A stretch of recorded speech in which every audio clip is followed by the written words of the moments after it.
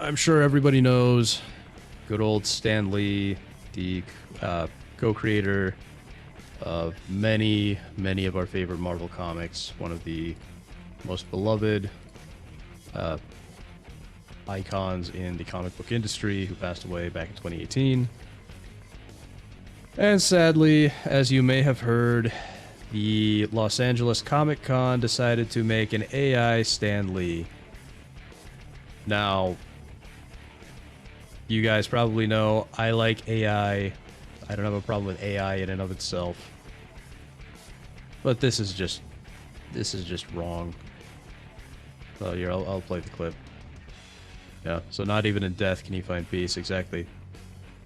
And if you know anything about what his life was like, he also couldn't find peace there. At least in his final years. Excelsior! The original idea for this came about, I worked with Stan when this was Stan Lee's Kamikaze Expo and Stan Lee's Los Angeles Comic Con. We said, wow, if we could create an experience, use an avatar of Stan, it isn't Stan, it's an avatar, as a portal for new fans. If it's the reason they pick up their first Spider-Man book and read it, then we've done something good that day. Well, first off, the comics are crap at this point. They've been crap for like 20 years. Secondly, did that barely even sounds like Stan Lee. Excelsior! That's not what he sounds like. That is at odds with anything Stan would have said. Okay, you don't know that. That's why I say that. Yeah. Yeah, exactly. Yeah, you know about his final years. You have a better understanding of AI than most of us are pretty much normies to it. Yeah, there is something to that. But I mean, in this case, it's a disaster. Yeah. You know, it's not... You're going on vacation, Fractured. Nice. Have a good vacation, man. So, what this guy just said... how it would... And we've done something good that day. This will never say something that is at odds with anything Stan would have said. It really... That right there. This will never say anything that is at odds with what Stan would have said. You don't know that. He absolutely does not know that for sure. So the thing about AI is that you do not know what it's going to put out, especially with like the language models. There is no real predicting that it's going to say this or that. I mean, you can prompt it and you have a general expectation, but there is nothing that says that there's nothing keeping this AI from just spitting out something completely out of left field. Because that's how AI works. It's heavily randomized. It really makes my day to share my passion for Marvel with all of you. There were two major technology companies. One is... Man, that just doesn't even sound like him. Where's the enthusiasm? Proto-hologram, which builds the box, which is the vehicle to convey it. The second was Hyperreal. We worked with them to take everything we could get, Stan's con appearances, the panels he did at LA Comic Con, his red carpet appearances, all of that to get fed in to sort of create the vocabulary. And then that's powered by an AI. How would you like to be remembered by fans? I'd love to be remembered as a guy who helped bring people together through the power of storytelling and imagination. This doesn't sound like him. He has, like, no emotion. There's, like, no emotion to that delivery. Still found it jarring and ghoulish when they deepfaked Peter Cushing and Carrie Fisher for Rogue One. This is just another level yet. But wasn't Carrie Fisher still alive with Rogue One? Oh, wait, yeah, because that was a prequel, so she would have been younger. But yeah, I guess that makes sense. Yeah, I mean, I'm kind of back and forth on something like that, because I get it. You know, you need the characters, and you want it to at least be believable, you know? But, yeah. But, I mean, this is just, yeah, like you said, this is another level entirely. The Cushing one would have been better if they obscured his face and shadows. The Carrie one was outright bad. Yeah, well, I didn't see it. The only Disney Star Wars I saw was, Episode 7, so, like, the first one that they put out, and then that's it. But, yeah, this is way worse on so many levels. Hey, Wingus, how you doing, man? The more the magicer. They did the exact same thing with Ian Holm and Alien Romulus and touched up Holmes' face in somewhat Romulus. Okay, I haven't seen that, so in the home release. Well, yeah, so if you guys remember Tron Legacy, they did that with Jeff Bridges. For Clue, they did like a CGI fake young Jeff Bridges. It was, going back is a little uncanny, but when I first saw it, I didn't even question it. I just say recast if you want to, but the deep fake stuff I just dislike. Yeah, I kind of understand it. I don't know. I don't know that I'm completely against like the deep fake thing for, you know, like character continuity, but yeah, I do kind of get it. But like this is not what Stan sounded like. That's part of the problem, is that they just did not get it right. Together through the power of storytelling and imagination. What are your Like, he wouldn't say that. He'd say it like, I want to be remembered for bringing people together through the power of storytelling and imagination. You know, he put a lot of like emphasis on his words. This AI doesn't do that at all. What are your plans for the future? I mean, we all know Stan loved to go to cons. He loved to get out in public. He loved to talk to the fans. If we can take this and have it be a similar type of experience to spark the same kind of creativity that he did, love of storytelling, love of the characters, then yeah, we'll make it available wherever it wants to go. That was painful. That was painful. Anti-aging AI is cool for sure, but this is purely synthetic. Yeah, basically, yeah. Yeah, I think I agree with that. Think of the same on AI guitars, like that's not how a guitar sounds like. Okay, interesting. Yeah, I know you know a lot more about music than I do, Jerry. So that makes sense that you'd see it more than I would. Digital Domain did Clue. They also did Brad Pitt and Benjamin Button. Benjamin Button. Industrial Light and Magic did Cushing and Carey for Rogue One. Interesting. Yeah, I never saw Rogue One or Benjamin Button. I only know Benjamin Button for all the jokes. Yeah, I wasn't familiar with Digital Domain. This guy is just seeing dollars. Exactly. And we're gonna make this even more painful. There's one more clip, and I want you to... I'm going to be saying some very, very not politically correct things here with this clip. Thor, the Norse god of summer, is its rightful wielder. Fantastic Here we go. query, Adam. Okay, there's no way on Earth that Stan Lee would ever say the words "fantastic query." I mean, can you imagine him saying that? No, he would have said something like, "Well, that's a great question." He wouldn't say query. He was a New Yorker.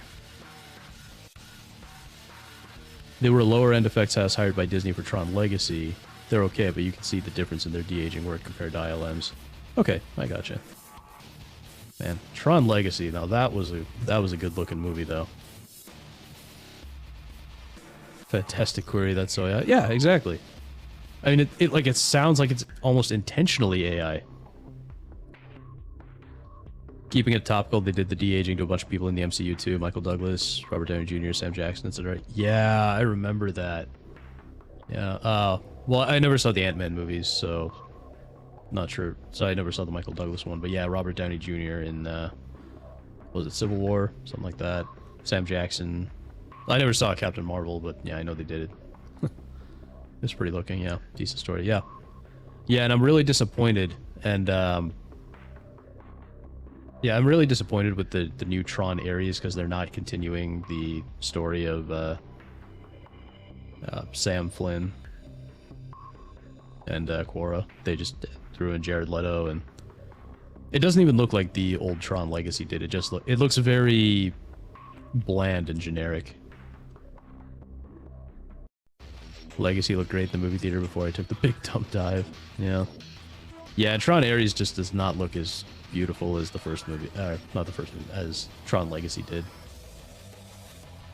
I'm from New York, and in fact, we don't say that. Well, thank you, Patty. Thank you for confirming. Yeah, see, New Yorkers Yeah, New Yorkers don't talk like that.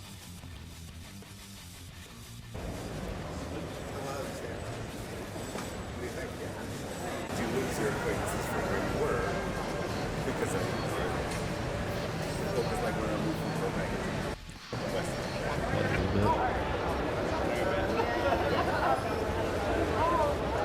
I was always busy, but I did meet him because I was always busy, but I did tell him that thank you. I never got a So chance. Miles Morales here. I never got a chance to meet him because I was always busy, but I did tell him that thank you for what he's done to help me, and I'm able to keep the legacy going by him through the Spider-Man, which he created, and other characters such as Deadpool, which I dress up as. You thanked a computer. So, elderly Miles Morales here wanted to thank a computer made by someone who had nothing to do with Stan Lee.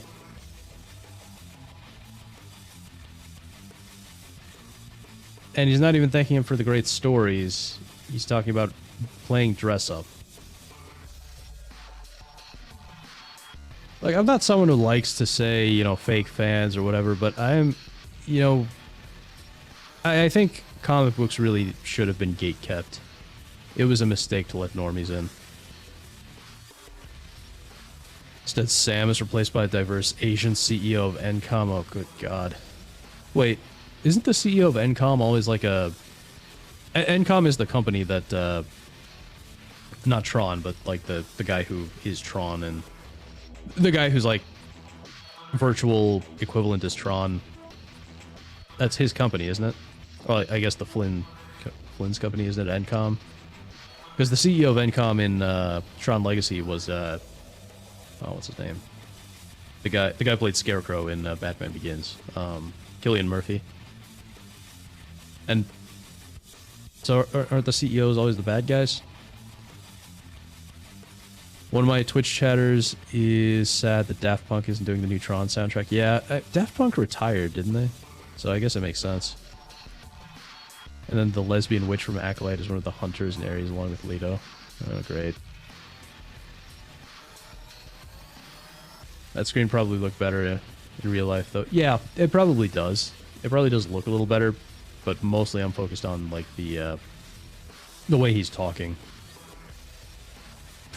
Yeah, you enjoyed elderly Miles Morales here. 9 Inch Nails is doing the Ares soundtrack. Okay, interesting. I'm not too familiar with 9 Inch Nails. I know they were really big back in the day. I don't know if they're still good or not. Waiting on the fans who started crying, talking to him. Well, you're not going to get that, but you're definitely going to get some people who are very annoying. Flynn's company, yeah, Sam was supposed to take over, but apparently this new person took over in the time between the movies. Makes sense. Oh, so this person isn't even related to the previous guys. Well, NCOM was supposed to be a free open source thing, according to Kevin, and Sam was supposed to take it over. Yeah, that makes sense. And then, Alan, I think is the guy's name, who's, Tron. It's confusing because they're not even alter egos. They're, like, different characters, but they're, like, copies of they're, like, virtual copies of the real people. So, like, the guy who's, like, who Tron is a virtual copy of Alan, I think. He was trying to run the company or something. Yeah, Dillinger was trying to monetize it. Yeah, that's the CEO. And Evan Peters is playing Dillinger's grandson. Murphy was Dillinger's son. Yeah. Okay. Yeah, that makes sense.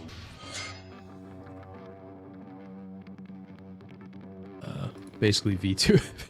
Basically VTubers. Yeah. Still haven't seen the original Tron. Fractured. You're not alone. You're not alone. I've had a copy of the original Tron pretty much ever since I saw Tron Legacy, so around like 2010 or so, and I just never watched it. I just never got around to it, so. Which I dress up as. You were Tron Weed when Legacy came out? Oh yeah, me too. It was beautiful. Great question, Dawson. What?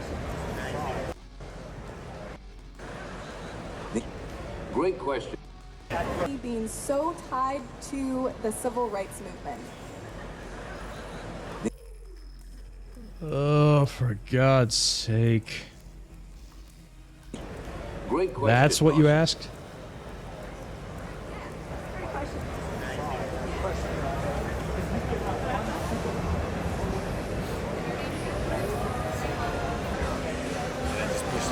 think that's all the time we have with Hollow Stand, so Finding the hero in the world around you. And as always, This is all Stanley's thoughts. Like he would never, they're never going to say anything that he never said. So getting to know.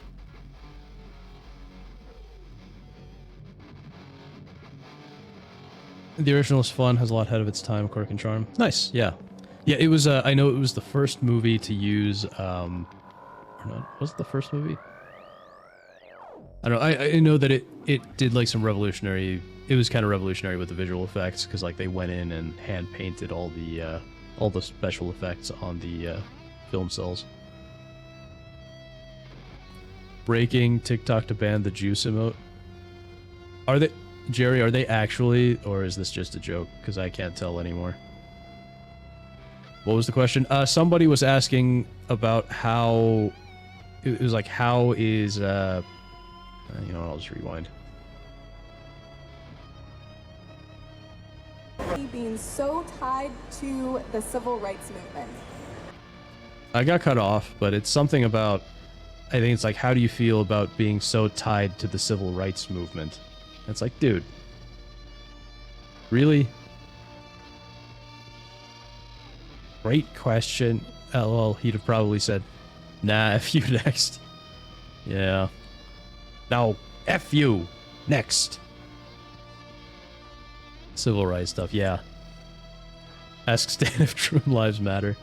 Yeah, I'm gonna say he probably wouldn't care. Well, I mean, considering how old he was, he'd probably be like, what? I don't know what that is. Next question. Wrong, bitch. Yeah. I hate all these people in this video. Yeah, you're not the only one. You're not the only one. around you. And as always, This is all Stanley's thoughts. Like he would never, they're never going to say anything. So this is not Stan Lee's thoughts. It's basically prompted by a bunch of people who said, yeah, this is probably what he would sound like if he were corporate brand friendly. And so we'll just tell it to, you know, say these kinds of things. So no, it's not Stan's thoughts. That he never said. So getting to know that he thought that Spider-Man would save the world, it was amazing to know. So people like this, and you can tell again from her shirt here that she's not like a comic book fan or anything necessarily. She's just like a new Marvel movie soy slop fan.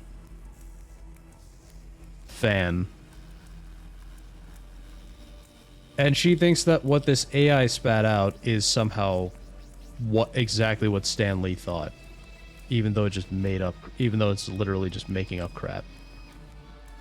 Yeah, exactly, Fracture. The man is dead. You can't get his actual thoughts because of that, you dumb vapid clone. And it made me so happy. Okay, pictures, pictures, pictures. Would you though, chat? Would you hit that? Not when I do it again. It's very surreal. I think there is an element of wariness around it. Obviously, it's posthumous, so it's a bit like, does it feel a little bit icky? But it does feel like it's done really well, and obviously the whole experience is done in collaboration with the Stan Lee Foundation and his family and approval and all that. His family's approval means nothing. His daughter was part of why he was treated so badly in his final years. Hey Stan, if you see a turtle in the desert on his shell, do you flip it over? What? I don't get it. Wingus. No, Wingus would not hit that. Obviously, there's always moral questions behind that, but I think as an experience, it's quite impressive.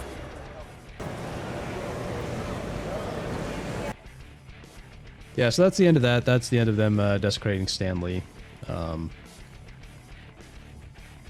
yeah, so this is just a disgusting cash grab, as always. But, you know, let Stan Lee rest, please. That guy deserved so much better, and he still deserves so much better.